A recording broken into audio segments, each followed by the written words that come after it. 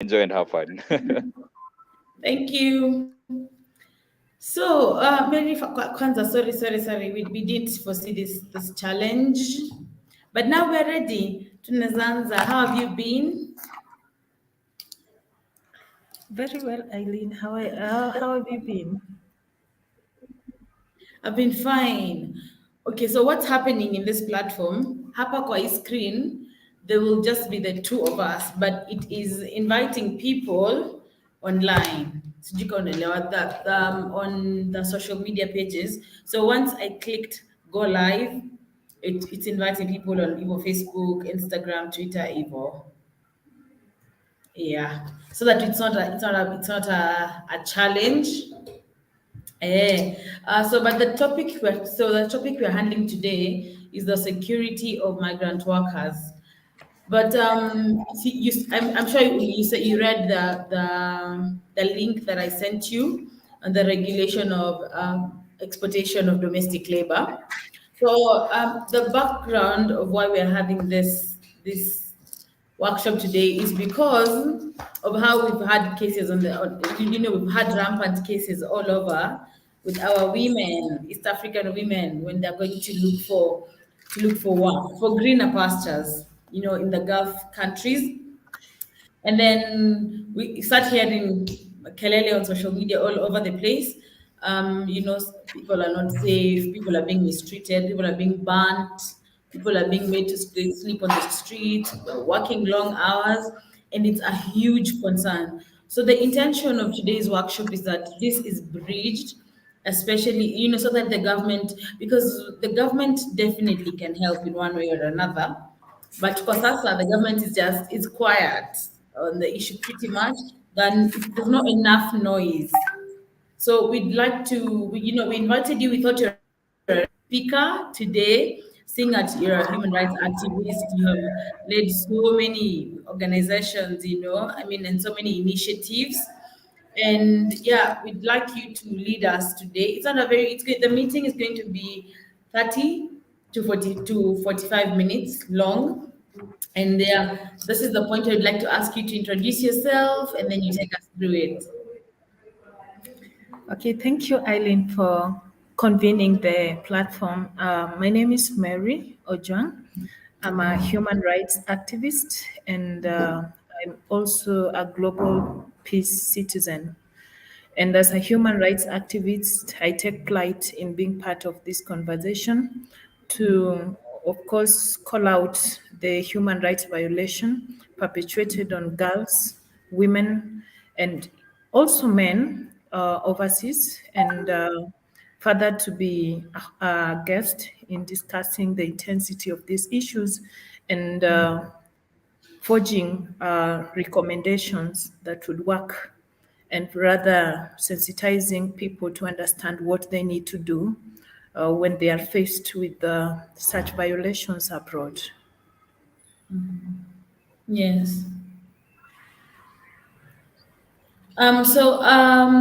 Mary, we'd like you to start with, what is your overview of the situation as it is, Sahiz? Because, we just the other day, we've seen that there's a family in Nakuru. They're trying to get their girl back home because they were told she's going to Dubai to work. Before they know it, oh, she's in Saudi Arabia. Now she's dead. They don't know what's the way forward. They don't know how to even get her home. They're asking for help because you see the girl is abroad and she's there. She's there alone. The family is here in Kenya. We saw the story of the other girl who, thankfully, the government was able to bring her back home safe, but after undergoing a lot of mistreatment abroad. So, what do you think of this situation to begin with? Okay, to begin with, I'd like to state that while the testimonials have been provided by survivors of abuse, human rights abuse, while they go to seek for greener pastures, as you want to say, abroad, while others have been witnesses to these instances, while others have come back dead, uh, my take in this scenario is that it is possible that people have expectations when they go abroad, they'll get good jobs. And the situation of unemployment in a country like Kenya is one of the driving factors that push young people to go and seek employment abroad. While there are regulations and laws that should be in place or are in place to ensure safety of workers abroad, there is less that is in place to ensure that the agencies that take these people to work abroad are held accountable when the rights of the workers are violated. And on this account, allow me to introduce the universal human rights. Universal human rights stipulates that we are all human beings and we are born free and equal and in dignity. While these people travel abroad to seek for employment opportunities, their human rights and dignity are all in reference to the Universal Declaration documents. And I'd like us first to understand what universal human rights are. This is a document that was made by states, international communities to uphold and respect human rights globally. And it has articles and sections that speak categorically to what human rights are and what rights they enjoy beyond the boundaries, despite their races, despite their cultures. And Article 1 of the Universal Human Rights says that all human beings are born free and equal in dignity and rights. They're Yeah. endowed with reason and conscience and should act towards one another in spirit of brotherhood. When somebody is employed in a household abroad and they are being manipulated, they are exposed to harm and danger. First and foremost, there is a breach of universal Article 1 of the Universal Human Rights of this person. Article 2 also states that everyone is entitled to all the rights and freedoms set forth in the Declaration of Universal Human Rights without distinction of any kind, such as color, race, sex, religion, political affiliation, opinion, nation, social origin, property, birth, or other states. Furthermore, no distinction shall be made on the basis of the political jurisdiction or international status of the country or territory to which a person belongs to, whether it is independent, trust, non self governing, under any limitation of sovereignty. Article 3 of the Universal Rights states that everyone has a right to life, liberty, security, and protection. And when we talk about people coming back dead, their right to life is taken away from them, and it's a breach of Article 3 of International Human Rights. Article 4 states that no one shall be held in slavery or servitude, and slavery, or rather slave trade, shall be prohibited in all their forms. Most of these people, when they leave the country up to go work abroad, some of them, it's possible they are not directly told the kind of work they are going to do, and they end up being enslaved, being victims of slave trade. And in that account, Article 4 of the Universal Declaration on Human Rights is breached by these agencies that rather don't openly tell people the kind of job opportunities they are seeking in countries abroad. Article 5 also states that no one shall be subject to torture or to cruel and inhuman or degrading treatment or punishment. When these people work abroad, in their testimonials, they have shared how intense they are mistreated, how cruel their employers have gone to an extent of exposing them to, for example, almost being shot, exposing them to harsh working conditions, that their employers are breaching Article 5 on the international human rights. Article 6 also says that everyone has the right to recognition everywhere as a human being before the law. If at all it's been alleged that some of the survivors and victims of such inhuman acts are said to be committing some crimes, why not report these instances to the equal authorities within the states where they are working? Because Article 6 of the International Human Rights says that everyone has a right to recognition everywhere as a person before the law, and that means they are protected by the law of the states where they are working as well. Article 7 says that all are equal before the law and are entitled without any discrimination to equal protection from the law. And while much has been less has been said about the legal measures taken by the states where these people are working in terms of their safety and protection. And it's something I think we should hold international community or as well as the local authorities where these people are working accountable to ensure that issues of breach of human rights are well in control.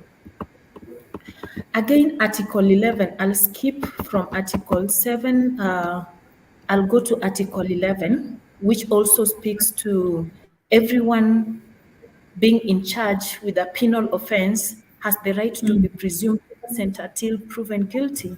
And of course, these people, while they are working abroad and they're accused of any crimes, they have to be given a right of fair hearing, which sometimes it is possible that it's missing in their conditions abroad. Article 13 says that everyone has a right to freedom of movement and residence within the borders of states. And Section 2 also says that everyone has a right to leave any country, including his own country, and return to his country whenever they need. Some survivors have said their challenges when it comes to their interest on traveling back to their countries, and they're calling out to governments to even step in and help them come back. While Universal Human Rights, Article 13 of that document says they have a right to go back safely into their countries of origin. So, by virtue of them being held there against their will, it's a breach of Article 13 of the Universal Declaration on Human Rights. I'll jump to Article 22, which speaks to everyone as a member of the society has the right to social security and is entitled to realization through national efforts and international cooperation and in accordance with the organization and resources of each state of economic, social, and cultural rights indispensable for his dignity and free development of his personality. When these people travel to work abroad, they are entitled to social security, while agents should be responsible to ensure that they understand how they will enjoy their social protection. Less is done towards sensitizing these people. Personally, I know less about social measures undertaken to ensure that our women and young men who go to work in the Gulf countries understand to what extent should they go, and if they are exposed to faced with any challenges, where should they go to? And also the social protection of these countries they are going to, how effective are they? That is something we should also look into. I'll speak to Article 23 on UN human rights. It says that everyone has a right to work, to free choice of employment, to a just and favorable condition of work, and to protection against unemployment. I'll pick to a just and favorable condition of work. While these people are working abroad, how favorable is the employment environment these people are working in? And also, without discrimination, everyone has a right to equal pay for equal work done. How much are these people being paid? Some are underpaid for the work they are doing. And it's sad that their agents also have a hand to collecting some shares from the work done by individuals, which is a breach of Article 23 of the UN Declaration on Human Rights. Also, the same article in section 3 says that everyone has who works has a right to just and favorable remuneration, ensuring himself and his family an existence worthy of human dignity. And everyone has a right to, of course, form and join trade unions for protection of his interest. When these people are going to work abroad, apart from their embassies, is there any something like a circle or a union they have that protects them where they can raise their voices in unity? If there is none, that also speaks to why we are still having this conversation of most of them going to work abroad, being abused, and they have to run back to the public to seek for justice, while we can have a institution that protects their rights as they work abroad. Article 24 states that everyone has a right to rest and leisure, including reasonable limitation of work hours and periodic holiday with pay. We have had testimonies from these survivors that they are overworked, they are underfed, they are bullied, while Article 24 protects them. So it makes me wonder the laws within the countries they are working, if they uphold and respect this declaration on human rights. Article 28 states that everyone is entitled to a social and international order in which the rights and freedoms set forth in this declaration can be fully realized. So I ask myself, we have a document that has been all states have signed an agreement to respect this declaration on human rights, while the breach of human rights of women, girls, men working in Gulf country is evident, and it's it's in public domain that their rights are being violated and less is being done and they're losing their lives. It is very sad.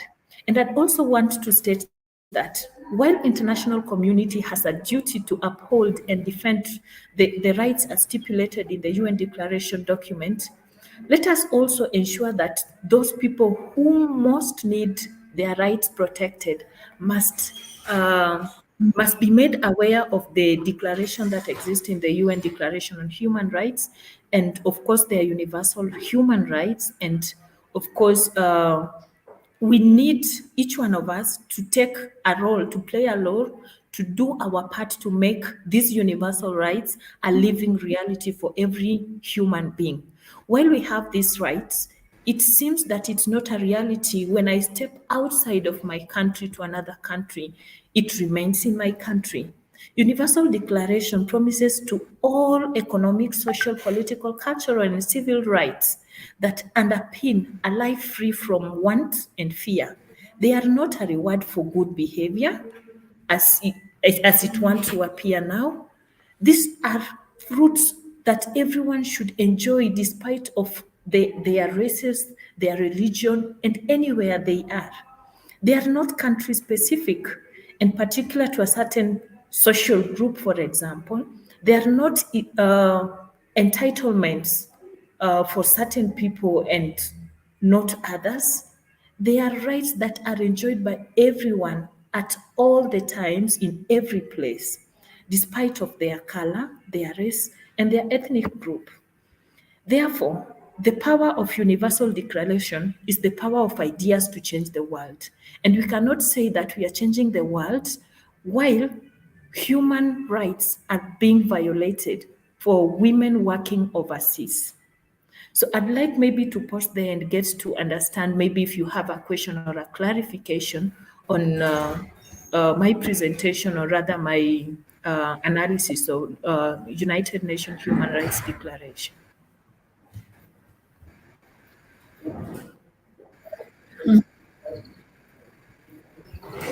So first of all, Mary, thank you very much. I'd like to say I really like the So I'd like to begin by You're breaking.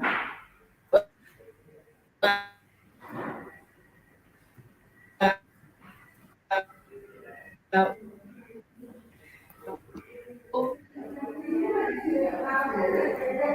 you see, this has been happening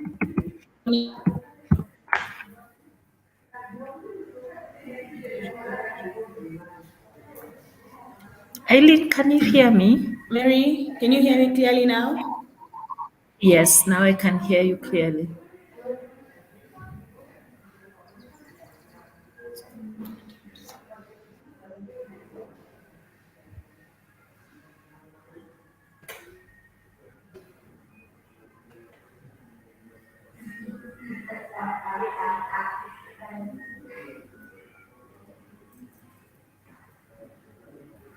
Can you hear me clearly now? Yes, you're back. Okay, I'm sorry for that. So I was talking about this. We are talking about violation of fundamental human rights, and I really like the way you have touched on so many articles from the Universal Declaration of Human Rights. But I'd also like to bring it back here close to home, and we can begin with Kenya because this is where we are.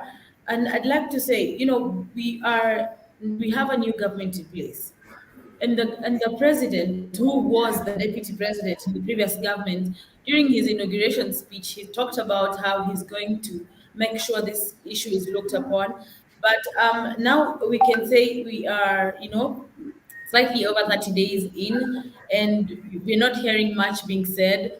And I'd just like to ask, what do you think in terms of local government in East Africa? How can they approach this situation better? Because East Africans, we are the biggest victims of this, if so to speak, because it's always us guys whose ladies are dying, whose ladies are being mistreated. You send your relative and you have to collect them back, body bag. And sometimes our government is so silent on it. I mean, I like that now when you look at it. Kenya women parliamentaries are really pushing for a ban when it comes to our ladies working in the Gulf countries. But what can you say in general? Do you think where is the government failing, or where can it do better so we can be able to solve this problem for the long run? Because I also understand when you talk about a total ban on travel, we are infringing on people's rights when it comes to their free will to travel and to move across borders. Okay, first, I'd like us to just call a spade and not fabricate it as a big spoon or anything. When you look at the state of these women, when the lady was coming back, others were spotted at the airport, almost parting. And it's 100, yeah. evident people in their social media could even say they can smell human trafficking in airplanes because of the status of the women who are on board. And what we are calling export labor in this instance to Gulf country is more or less human trafficking, is more or less slave trade. It's a modern slavery, slave trade, a modern form of slave trade. And if we look at it in this angle, then we come up with more specific solutions to this issue. Because if we want to call it export labor, then what are the returns? Because if we are sending people to work abroad, we also need to be able to be accountable on remittances we are getting from this export labor we are giving to the Gulf countries. But if there is none, then it's a new form of modern human trafficking, modern slave trade. And if we look at it as a form of slave trade, then we can categorically look for solutions targeting the agents that transport or export these people to work in the foreign countries. We can look at the documents. You'll find out that they barely have access to their work documents. How many of them understand the rules and work conditions they are going to be exposed to? How many of them understand the labor relations their agents have with their employers and how this affects themselves? So while we are looking at what government should do to stop this modern day slave trade, we should also look into ensuring that we clean the agents. The agent should come out clean rather than being defensive. This one was ill mannered or bad behavior or coming up with all sort of excuses to cover human rights violation and slave trade. We should first abolish all these agencies, let them do a fresh registration, let us have policies to guide their operations. That and these policies should be made under with respect to fundamental human rights. Let it be clear how much they are going to earn, what position they are going to work on, not sending people to work abroad and to be queued to wait for somebody to resign for them to work. So it's very sad. But we first have to start with the basic. What and who are these agents? Are they registered institutions? Who is in charge of ensuring their registration? What policies guides their legalization? Then we can call the government now to look at maybe it is the policy gaps to ensure that enough policies are in place, or rather the gaps within the policies that regulates the operation of these agencies, labor agencies that transport people to work abroad are fixed. But we can't really say that the government have fully failed. The government has not failed. We really need to look at the policy gaps first. That would be my best approach. Okay. So thank you. I really like that approach you've brought on board. But I'd also like to add, when we are exporting labor, or so say we are sending, when it comes to doctors and teachers and those sorts of issues, we never, I mean, so sorry, those sorts of professions, we never have these issues of mistreatment abroad. So what is it specifically about the Gulf countries and our citizens working in that area, that what is it that causes the employers in the Gulf countries to mistreat this labor that they looked for?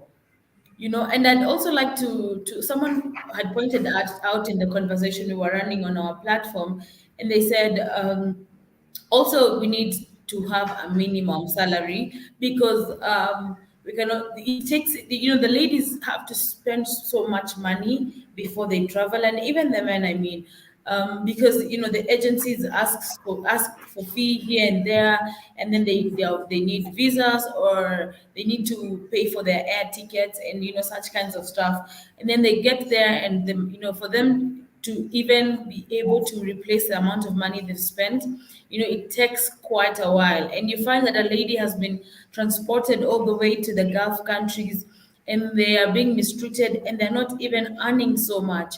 So I'd like to know, what is your opinion when it comes to, the salary that they get in the Gulf countries?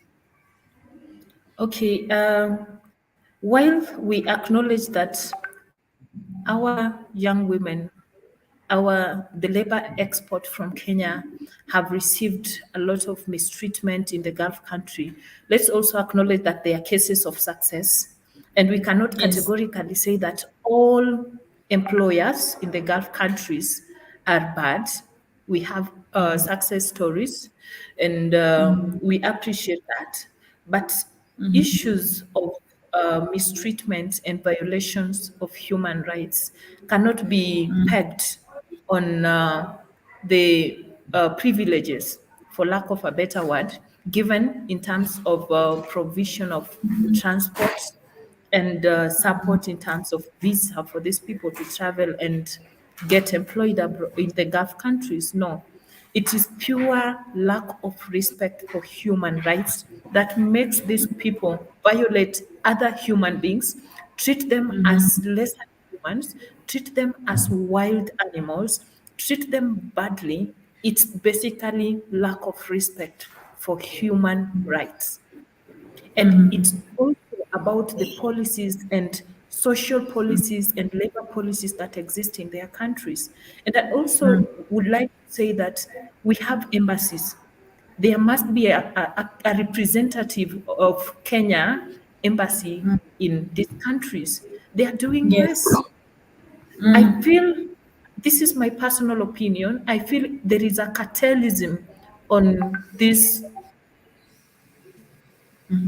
modern day level. And if we don't stop it by first holding these people who abuse other human beings, whether they are employees, accountable of their acts, we need to see the laws within the states, the Gulf states laws, holding accountable employers who abuse rights of their employees. Unless that happens, then much, we can't achieve much. Do you understand? So it's basically lack of respect for human rights. It's not a favor they are doing by buying their tickets or paying their visa. We have scholarships. If I go to study abroad, I'm not mistreated. I'm not denied access to opportunities on education because I'm given a visa.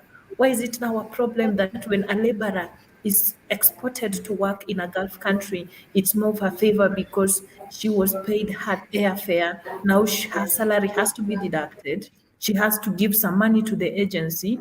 She has to be mistreated. No, that is not right. It's pure lack of respect for human rights.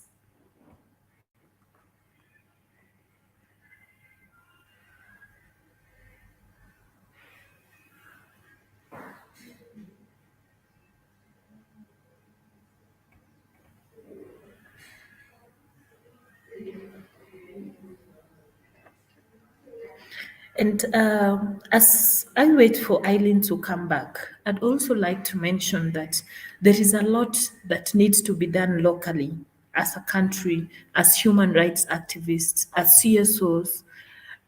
Whenever somebody presents interest to go and work abroad, have a view of the contract you're signing, understand the conditions through which you're going to work, understand the type of work you as an individual you're going to do. Don't just leave because you hear there are jobs. What are these jobs? Do they fit your interest? Do they fit your career? You can't just wake up and expect to get a job waiting for you anywhere. That is why people are exposed.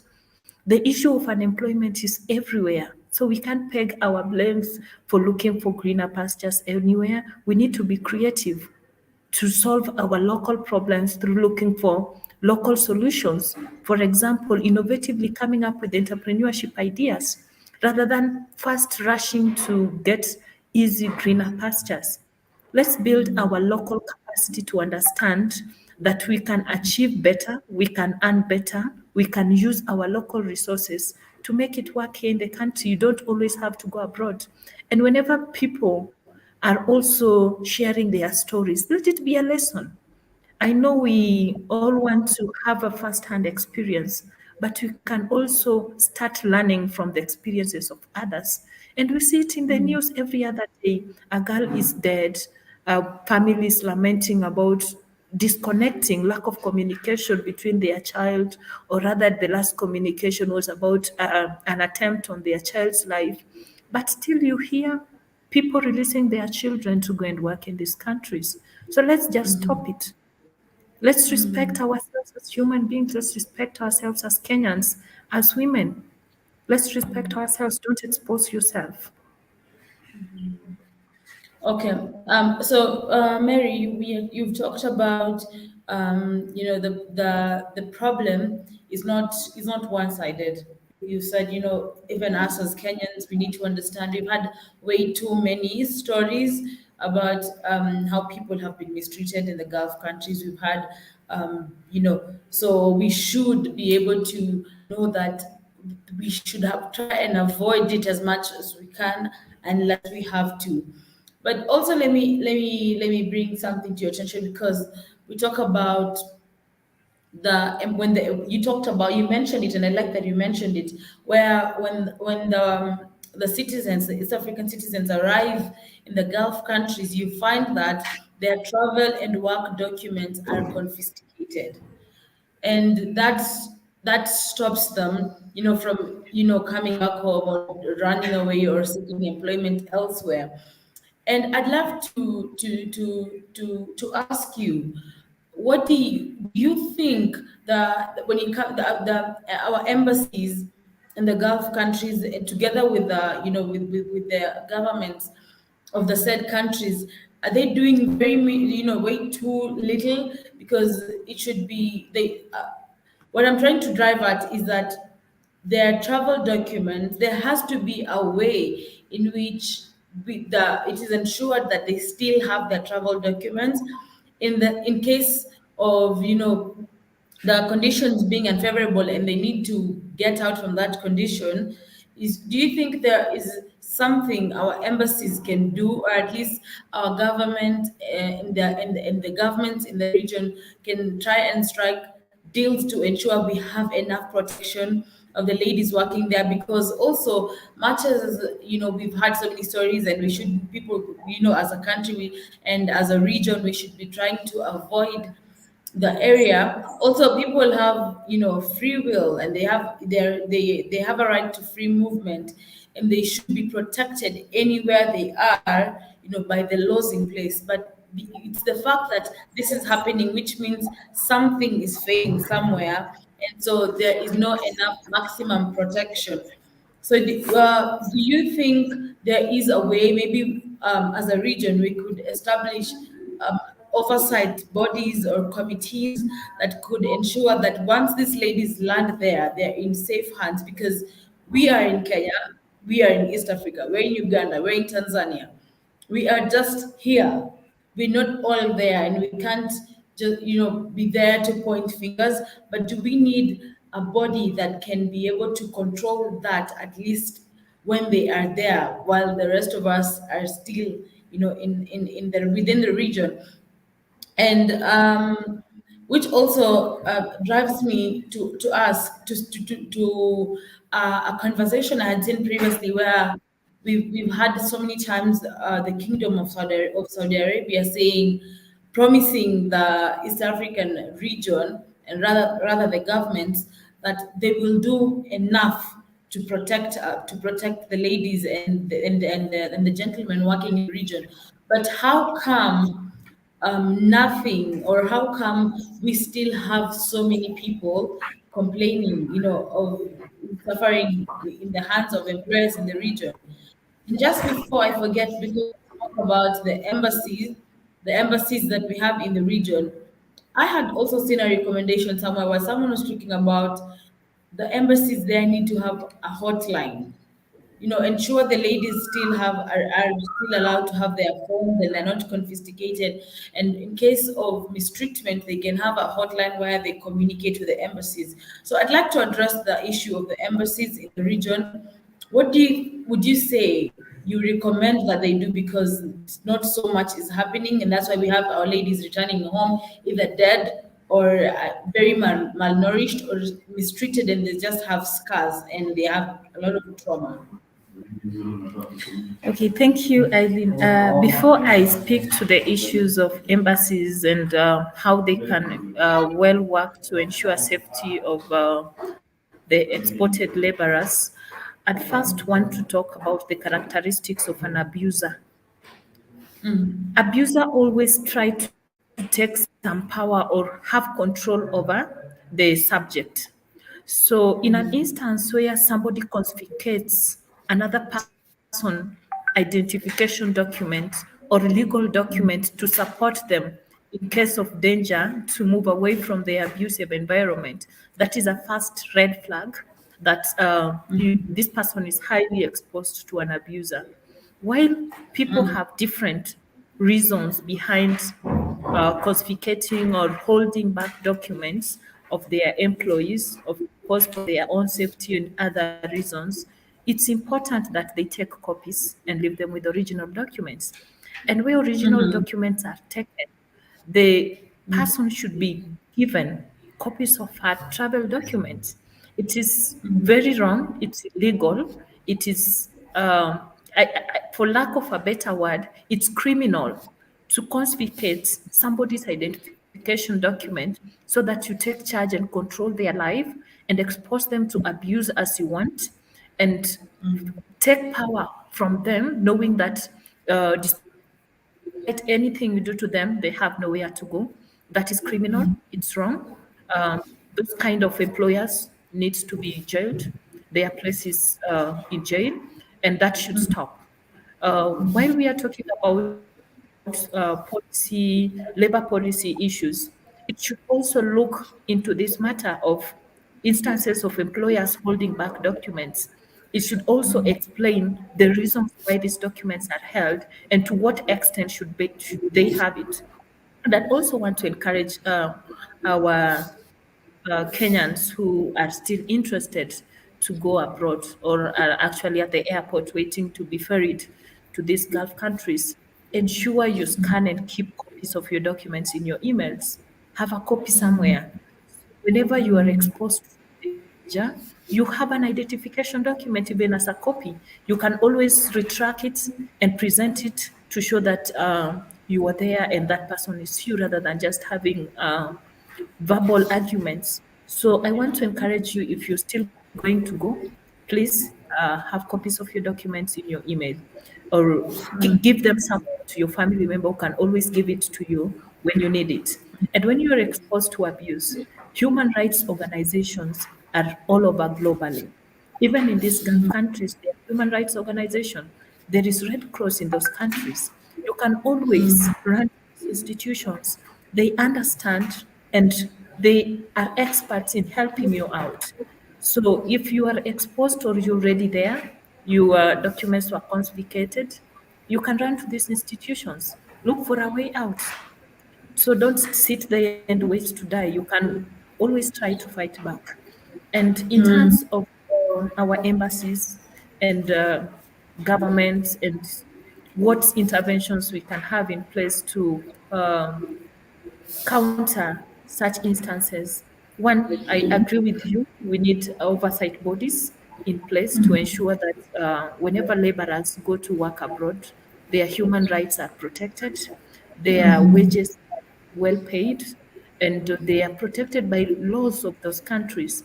And of course, in an instance they want to go back home, and even if they want to terminate their contract, these oversight bodies should indicate on their contracts when they can leave. The contract should not be one-sided binding. You have to work for 5 years. Work environment is toxic. Your health does not support you to work, but you're still subjected to work until you die.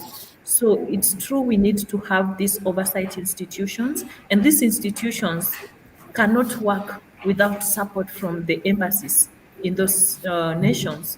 So there is a lot of collaboration that needs to be in place between the embassies and to be established or rather existing oversight institution. And these institutions also have to be well vetted because cartelism is all over. So we don't want oversight institutions run by cartels.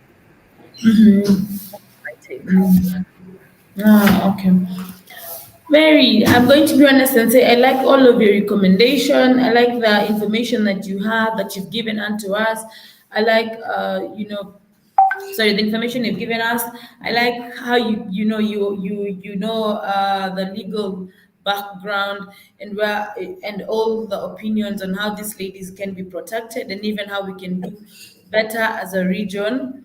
So this information that you've given us, we would like to share it, forward it out there because they are very good recommendations and they can save a life and they can save our East African citizens from all the harsh treatment out there. So thank you so much. It will be our pleasure to have you in future discussions, and give us all your informed opinions. Yeah, thank you so much, Mary. Thank you for hosting me. Have a lovely day. Thank you.